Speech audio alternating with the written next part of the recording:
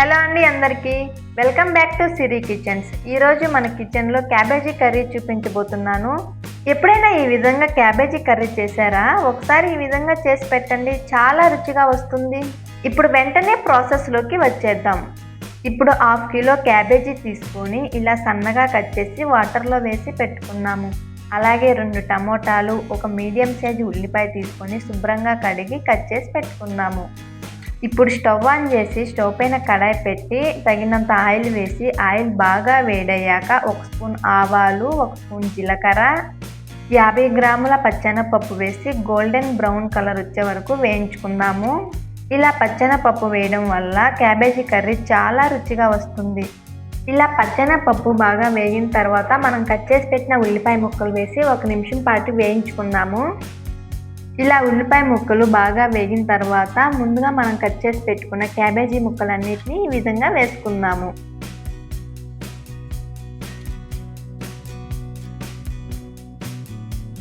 ఇలా క్యాబేజీ ముక్కలన్నీ వేసిన తర్వాత 1/2 టీ స్పూన్ పసుపు, మన రుచికి సరిపడా ఉప్పు వేసి అంతా కలిసే విధంగా ఒకసారి కలపండి.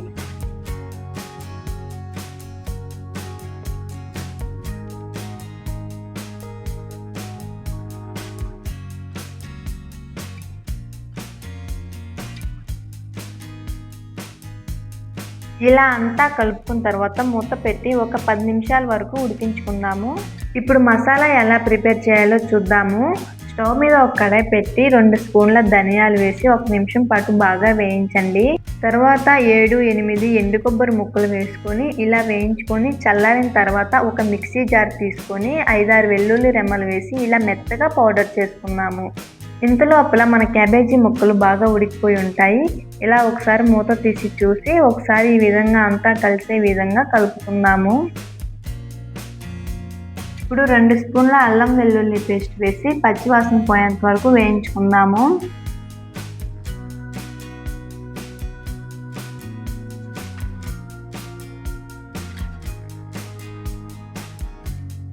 ఇలా 2 నిమిషాల తర్వాత మనం కట్ చేసి పెట్టుకున్న టమోటా ముక్కలు వేసుకొని అంతా కలిసే విధంగా కలుపుకొని మూత పెట్టి ఒక 5 నిమిషాల వరకు మగ్గనిద్దాం.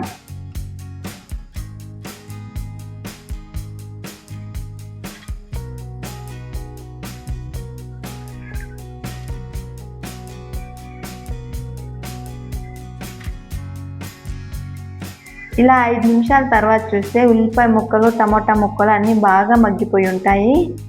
ఇలా అంతా ఒకసారి బాగా కలిసే విధంగా కలుపుకోండి. అప్పుడే టమోటాలో ఉండే గ్రేవీ మొత్తం క్యాబేజీ ముక్కలకు పడుతుంది. ఇప్పుడు మన కారానికి తగ్గట్టుగా కారం వేసుకుందాము. 1.5 టీ స్పూన్ కారం వేసుకొని అంతా ఈ విధంగా కలిసే విధంగా కలిపి మన గ్రేవీకి తగ్గట్టుగా వాటర్ పోసుకుందాము. ఇలా వాటర్ పోసి ఈ విధంగా కలుపుకొని మూత పెట్టి ఒక 5 నిమిషాల పాటు ఉడికించుకుందాము. 5 నిమిషాల తర్వాత చూస్తే మన క్యాబేజీ కర్రీ రెడీ అయిపోయి ఉంటుంది. ఇప్పుడు మనం ముందుగా ప్రిపేర్ చేసి పెట్టుకున్న మసాలా పొడిని వేసుకొని ఒకసారి ఈ విధంగా అంతా కలుపుకుందాము. ఇలా కలుపుకొని ఇప్పుడు శుభ్రంగా కడిగి సన్నగా కట్ చేసిన కొత్తిమీరను కూడా పైన వేసుకొని ఒకసారి అంతా కలుపుకుందాము. ఇంతేనండి, ఎంతో రుచిగా ఉండే క్యాబేజీ కర్రీ రెడీ అయిపోతుంది. ఇలా ఒకసారి ట్రై చేసి మీకు ఎలా వచ్చిందో అనేది కామెంట్ చేయడం అస్సలు మర్చిపోవద్దు. ఈ క్యాబేజీ కర్రీ రైస్, చపాతీలోకి సూపర్గా ఉంటుంది. ఈ వీడియో మీకు నచ్చినట్లయితే లైక్, షేర్ అండ్ సబ్స్క్రైబ్ చేయండి. Comment for more recipes. Thank you for watching. Bye bye.